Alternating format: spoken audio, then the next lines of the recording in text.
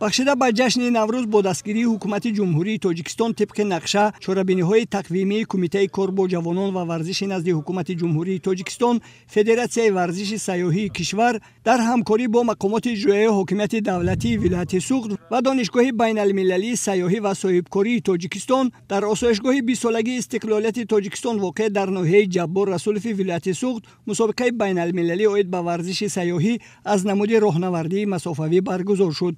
Дар маросими кушодашавии ин чорабинии варзишӣ муовини раиси вилояти суғд, роҳбарияти мақомоти иҷроияи ҳокимияти давлатии ноҳияи Ҷаббор Расулов, намояндагони федератсияи байналмилалии сайёҳии варзишӣ ва федератсияи сайёҳии варзишии ҷумҳурии тоҷикистон, ҳамчунин донишгоҳи байналмилалии сайёҳӣ ва соҳибкории тоҷикистон иштироку суханронӣ карданд.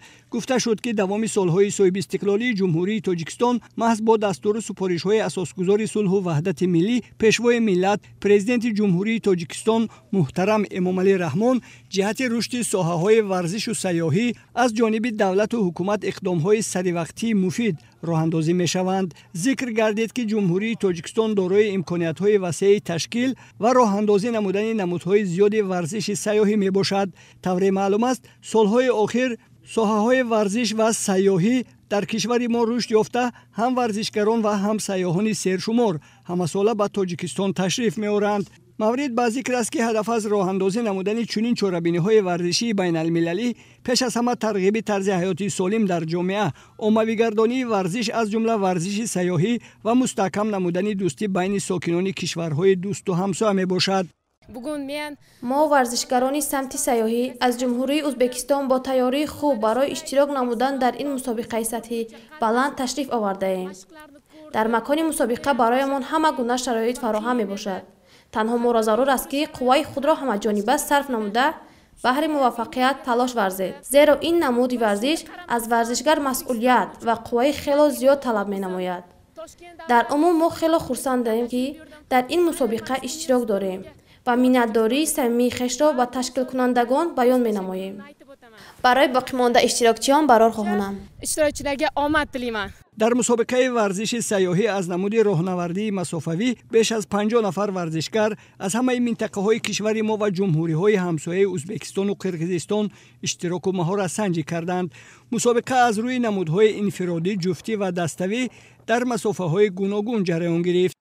طبق طلبات در هر یک دورزنی ورزشکاران وظیفه‌دار بودند با عوض نمودن خط مسابقه مانعه‌های از همدیگر فرق کننده را پس سر نمایند. اشتراکچیان در این چاره‌بینی ورزشی با رعایت قاعده‌های پیش‌بینی شده با شوق و هوس به اندازه مهارت سنجی کردند.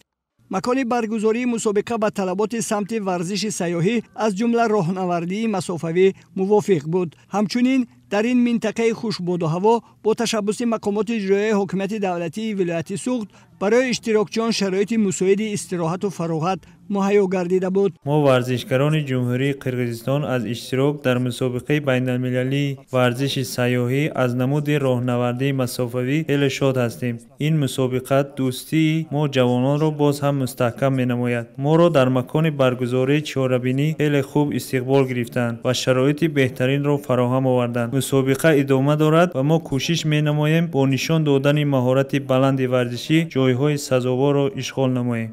این چهاربینی ورزشی سیاحی طی 3 روز در سطح بلند تشکیلی ادامه یافته غالبان و جایزه‌داران معین شدند. در مجموع ورزشکاران جمهوری تاجیکستان و ورزشکاران جمهوری ازبکستان در نمودهای ذکر شده با گرفتن 6 تایی مدال طلا مشرف شدند.